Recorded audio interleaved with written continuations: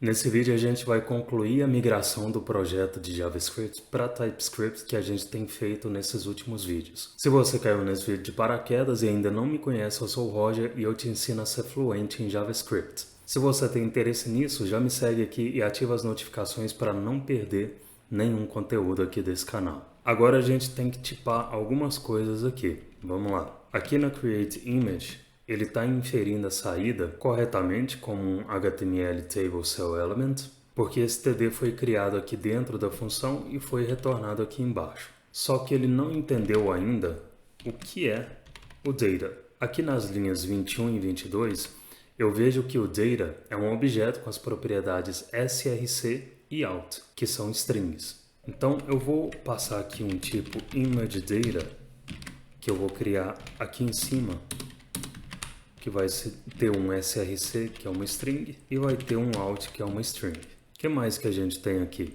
Aqui na linha 34, vamos ver a inferência disso aqui. Novamente, ele inferiu a saída, mas não entendeu ainda o que é o value, que é só uma string que está sendo passada aqui como conteúdo textual para o TD. Então, vou inserir uma string. Aqui na linha 40, mesma coisa, o value está sendo passado como valor de background, ali na linha 45, é uma string. E aí vamos para a próxima função, que é essa aqui, createTableRow. Na inferência, essa função está retornando void, porque ela de fato faz só um append no DOM. Se a gente vier aqui no final dessa função, a gente vê que ela não tem retorno, ela só está fazendo um append de uma linha na tabela. Por isso que ele inferiu como void. Void significa vazio, porque ela não retorna nada. Olhando os values aqui desses objetos, essas propriedades value aqui, eu consigo entender como tipar esse data. Esses valores estão vindo do form, então são todos string. Então eu vou passar aqui um tipo que eu vou chamar de TableRow, que eu vou criar aqui em cima. Eu vou fazer um Ctrl D aqui nesses data pontos para eu obter mais fácil as propriedades que eu preciso colocar aqui nesse meu tipo TableRow. Eu vejo que o brand model está repetido, então posso remover ele e vou dizer que essas propriedades são string. E beleza, agora ele conhece o tipo do data. Aqui na linha 115 tem essa treta aqui. Olha só, quando eu infiro, o TypeScript está achando que eu deveria passar um número aqui, porque ele acha que eu quero pegar um objeto de um array. É o mesmo problema do vídeo passado, exceto por um detalhe que no fim das contas, isso aqui está invocando uma função. Vamos entender o que de fato é o que aqui. Eu vou dar um F12 aqui no Element Types e ele é um objeto de elementos a serem criados. Esses valores que as propriedades Image, Text e Color recebem são referências das funções que vão criar esses elementos. Eu vou até copiar esse objeto e vou colar ele como comentário aqui perto do for each, só para facilitar a nossa visualização. Então essa expressão element types colchetes element type está acessando de forma dinâmica as referências dessas funções. Ou seja, na primeira vez que o for each foi executado, o parâmetro element é esse primeiro objeto aqui do array elements, que tem a propriedade type que é image. E isso significa que essa expressão element types colchetes element type retornou essa função createImage. E aqui, nessa expressão que retornou a createImage é invocada recebendo element.value, que é a propriedade value do primeiro objeto aqui do array elements. E essa lógica se repete para cada item do array elements. Então, o TypeScript está se perdendo. Ele está se perdendo na dinamicidade com que essas funções estão sendo acessadas e invocadas. Nesse caso, para ajudar o TypeScript, eu vou ter que fazer uma coisa aqui que eu não gosto, que é mutabilidade, mesmo sendo uma mutabilidade num escopo controlado. Tem como fazer de uma outra forma, mas vai deixar o código muito complexo. Então, entre fazer mutabilidade controlada e deixar muito complexo, a primeira opção me parece mais sensata. Então aqui eu vou escrever um pouquinho mais de código para o TypeScript entender como as coisas vão funcionar. Eu vou precisar implementar literalmente cada execução de função me baseando no element.type. Por enquanto, eu vou comentar essa linha da TD só para a gente manter uma referência. Eu vou começar declarando uma letTD inicializada sem valor. E aí, eu vou dizer que se element.type é image, essa TD vai receber o retorno da execução de elementTypes.image, que recebe element.value como argumento. Ou seja, se o element tem a propriedade type armazenando image, a TD recebe o retorno da invocação da função createImage, recebendo element.value como argumento, que nesse caso vai ser um objeto com as propriedades src e out, que é essa propriedade value aqui desse primeiro objeto do array elements. Só que agora ele está reclamando de outra coisa. Type string não é atribuível ao type ImageData. Deixa eu apagar esse comentário aqui. E ele está dizendo que argumento do tipo string ou objeto com propriedades src e out não é atribuível ao parâmetro do type ImageData. Como assim parâmetro do type ImageData? Através da elementTypes.image, eu estou invocando a função createImage. Se eu pesquisar o tipo que a função createImage recebe no parâmetro dela, eu vejo que ela tem que ser um objeto com as propriedades src e out, que são strings. E teoricamente está certo. Se eu voltar aqui no element.value, se entrar nesse if, significa que o objeto em questão tem a propriedade value, que é um objeto com as propriedades src e out, que são strings. Só que o TypeScript não está entendendo que esse objeto está sendo passado. Por que ele não está entendendo? Vamos ver a inferência aqui da const elements. Ele vai dizer que elements é um array de objetos, só que a propriedade value desses objetos podem ter dois valores diferentes. Ou é objeto ou é string. Então, elements é um array de objetos em que os objetos podem ter ou esse shape, essa forma, ou essa forma. Então, ou é um objeto em que a propriedade value desse objeto é um objeto com src e out, ou é um objeto em que a propriedade value é uma string. E aqui no parâmetro do callback do forEach é a mesma inferência. Element é um objeto em que a propriedade value ou é um objeto ou é uma string. E na hora que eu uso element.value como argumento, ele não consegue inferir que esse value é esse objeto com a propriedade value aqui no primeiro item do array elements. Ele não sabe inferir se value é uma string ou se é um objeto com src e out. E isso é um problema para o TypeScript. Porque se eu tenho um array de objetos em que todos os objetos têm uma propriedade value, que é uma string, mas em um desses objetos a propriedade value é um objeto, eu tenho uma mistura de tipos. E aí ele não tem certeza se o element.value é o tipo correto para a invocação de elementTypes.image. Nesse caso, eu preciso assegurar para o TypeScript que o element.value é um objeto. É aquele objeto que a função createImage está esperando receber. E existem pelo menos duas formas de fazer isso. Eu vou mostrar primeiro a forma mais intuitiva e depois uma outra forma mais implícita. A primeira forma é a seguinte: eu vou dizer manualmente para o TypeScript que o element.value dentro desse if é um objeto. E uma forma de dizer isso é fazer um type guard dizendo que element.value é diferente de string. Então vou inserir aqui um e, element.value é diferente de string. Desculpa, typeOf, o tipo de element.value é diferente de string. Agora ele parou de reclamar, porque agora ele sabe que se entrar nesse if, o value, nesse caso, não é uma string. Então, ele conseguiu inferir que value é aquele objeto que a função createImage está esperando. Então, essa é a forma intuitiva de fazer. Existe uma outra forma mais implícita e até mais inteligente que evita essa segunda verificação do element.value. Eu vou remover essa verificação, ele volta a reclamar, e olha só, se eu inferir elements novamente, ele inferiu que value pode ser uma string ou um objeto. Eu vou colocar essa inferência num comentário para ajudar. Então aqui logo abaixo da const element, eu vou ter essa inferência nesse comentário, só para ficar mais fácil a gente visualizar. Agora, será que tem uma forma de o TypeScript saber com precisão que quando a propriedade type é image, ou seja, quando essa propriedade type é image, o value é um objeto?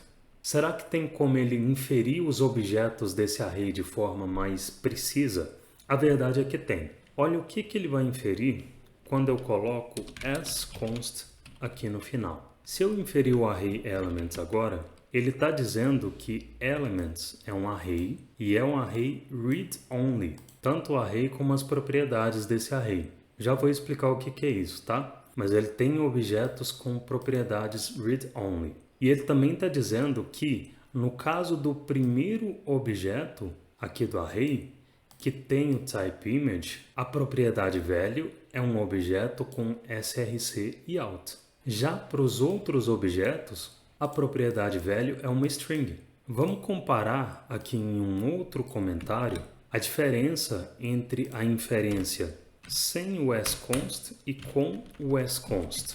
Vou colar esse comentário aqui para facilitar na visualização. Esquece o read-only por enquanto, tá? Daqui a pouco eu explico o que ele significa. Vamos comparar a diferença da inferência desses dois comentários. Sem o asConst, ele está inferindo que cada objeto desse array pode ter uma propriedade value que ou é uma string ou é um objeto. Com o asConst, ele está inferindo que, literalmente, o primeiro objeto desse array tem uma propriedade type que é uma string image. Percebe que ele nem está inferindo só como string. Ele inferiu exatamente como uma string literal image e tem uma propriedade value que é um objeto com a propriedade src e out. E para os outros objetos, ele inferiu que o segundo objeto do array tem type, que é uma string text, e value, que é uma string. E a mesma inferência literal acontece para os outros objetos do array.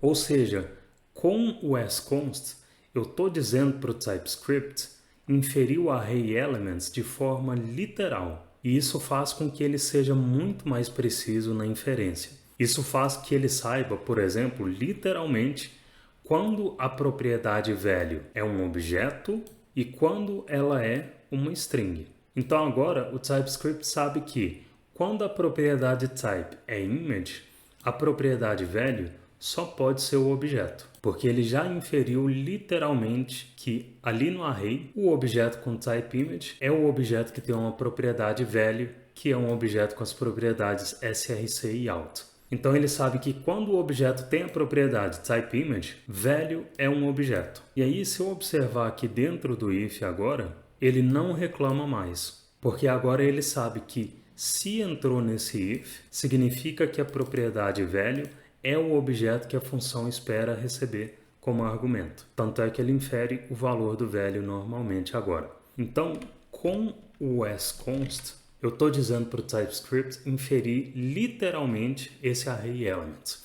E quando ele infere de forma literal, ele sabe com mais precisão o tipo de cada propriedade do array. Vou dar um outro exemplo aqui. Suponhamos que eu tenho um array colors, que é um array de strings com os itens red, green e blue. Aqui ele infere que o array colors é um array de string, né? É um array de string. Só que se eu fizer uma outra versão desse array, que eu vou chamar de colors2, e inserir o asConst aqui no final, olha o que ele inferiu agora. Ele infere que é um array com as strings red, green e blue. Então, o asConst faz o TypeScript inferir os tipos de forma literal. E isso vai evitar eu ter que ficar checando nos ifs que eu vou escrever se a propriedade value é string. Vou apagar esses arrays de cores. E o que é esse read-only aqui? Read-only significa apenas leitura. Quando o asConst é usado, ele torna os valores dos tipos apenas leitura. Ele não deixa modificar os valores dos tipos. Então, por exemplo, se eu fizer aqui um elements.push, eu posso passar qualquer coisa aqui e ele não vai me deixar executar o push. Então, o asConst é um as do TypeScript que você pode usar sem medo quando necessário, porque ele aplica imutabilidade onde ele é usado. Vou apagar esse push, vou também apagar esses comentários das inferências e agora eu preciso implementar os outros casos dos if.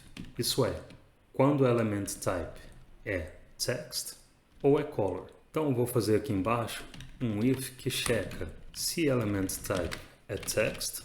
Se ele é text, eu tenho que passar essa propriedade text ao invés de image. E aí, se eu vier na inferência do value agora, ele sabe que value é uma string. E vou ter também um if que checa se element type é color.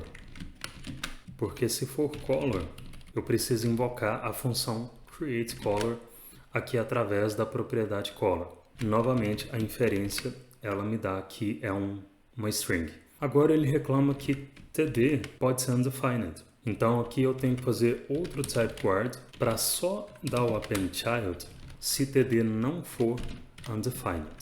E também posso apagar esse comentário da const element types. Um monte de if para o TypeScript simplesmente conseguir entender que esse é o código que eu espero.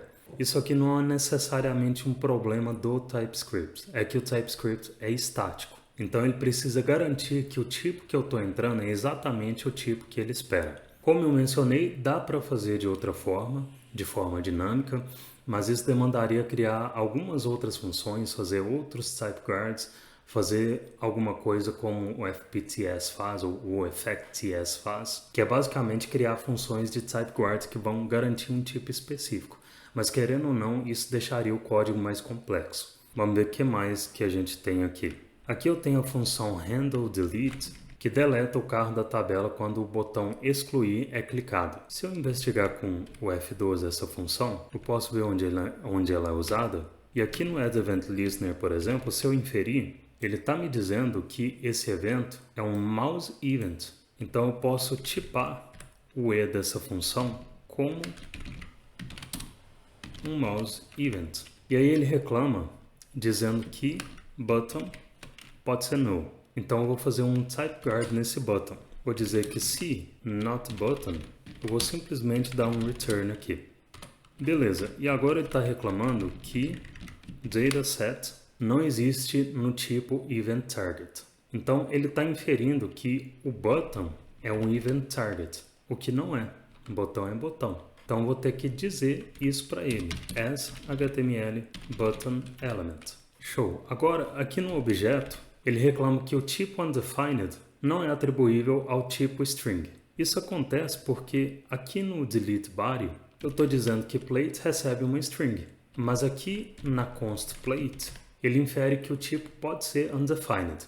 Então eu tenho que fazer um type guard aqui nessa propriedade plate e eu vou dizer que se a const plate é undefined, uma string vazia vai ser atribuída para a propriedade plate. Isso faz que a propriedade plate sempre receba uma string. De qualquer forma, como eu estou mandando para uma API, normalmente a API vai tratar ou dar um erro para esse tipo de situação também. Aqui embaixo, ele vai dizer que tr é possivelmente nulo. Então é mais um type guard que eu preciso fazer antes de usar o tr.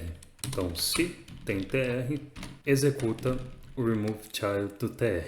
Um erro na barra aqui embaixo. No primeiro vídeo desse projeto tinha uns 26 erros ali. O último erro, então, é esse thLength. Ele está dizendo que number não é atribuível para string. Esse aqui é facinho, o setAttribute. Espera que o segundo argumento seja uma string. E eu estou passando um number. Tá vendo que ele espera uma string aqui? Então vou converter esse number para string. E zeramos os erros dessa aplicação. Cadê o emoji de festa aqui? Zeramos os erros dessa aplicação. Erros de tipos. Então a gente usou o mínimo de as possível e o mínimo de escape hatches possível. Tem a função createTableRow. ela está recebendo basicamente o mesmo tipo do tipo char. Então posso deletar esse table row e vou passar o char aqui, que é basicamente o mesmo tipo, tem as mesmas propriedades. Vamos ver se a aplicação continua funcionando? Vou passar uma URL aqui, vai ser um Audi A6, se eu inserir esse carro. Beleza, funcionando, e se eu excluir ele, volta a exibir nenhum carro encontrado. Show! Tem uma observação importante a ser feita aqui. Vou mostrar, por exemplo, essa função post, e ela infere que o retorno de post é uma promise de um genérico que pode ser qualquer coisa. Essa parte de retorno de API é importante entender o seguinte. Quando a gente está fazendo uma requisição para um servidor, o TypeScript não consegue garantir em compile time que aquele valor vai retornar corretamente. Eu falei sobre isso no segundo vídeo, se não me engano, dessa série de TypeScript, que a API não vai trazer os dados em compile time para você. Ou seja, os dados da API não vêm para você no momento em que você está escrevendo seu código. A requisição não vai acontecer enquanto você está codando.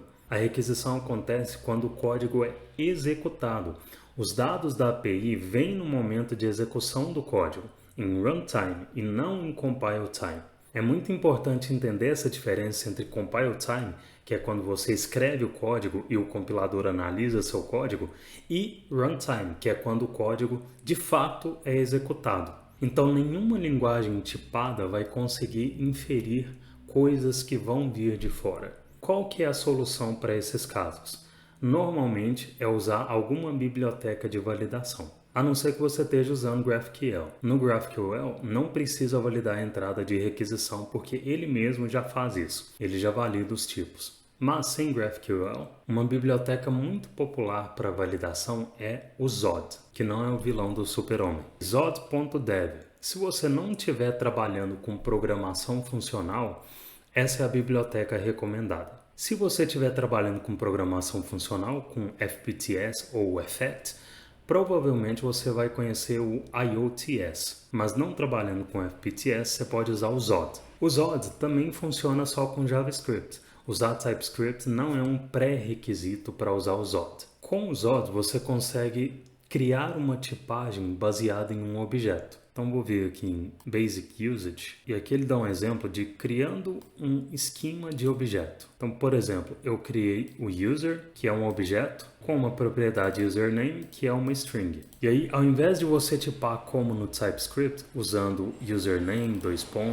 passando string, você tipa usando o Zod, porque assim você consegue fazer um parseamento do valor, ou basicamente você consegue codificar e decodificar um valor. Digamos que você está recebendo um valor de uma API. Você vai receber tudo como string. Você não sabe se aquele valor está vindo correto e se todas as propriedades estão vindo exatamente do jeito que você espera. Então você faz uma validação em runtime com esse tipo de biblioteca para garantir que ele é uma string. E aí você consegue ter outras garantias. Você consegue definir um tamanho para string, validações, porque isso aqui vai rodar em runtime. E aí você consegue extrair o tipo do TypeScript dele usando essa função infer e o typeof do objeto. Então, a partir desse objeto do Zod, você consegue construir um novo tipo a partir do TypeScript para você receber algum erro em compile time. E se acontecer qualquer problema em runtime, ele vai garantir para você que esse código funciona, porque ele também vai rodar em runtime. Então, tem todos os tipos aqui. Recomendo muito o uso do Zod. Eu estou dizendo isso para vocês entenderem que isso aqui pode ter problema em runtime, quando você tem operações assíncronas. Porque o que o TypeScript faz? Ele basicamente só remove os tipos. Então, se eu vier aqui na documentação do TypeScript, vou vir em Playground, e aí eu vou ter aqui a minha função sum, em que A é um number e B é um number. E eu vou retornar A mais B.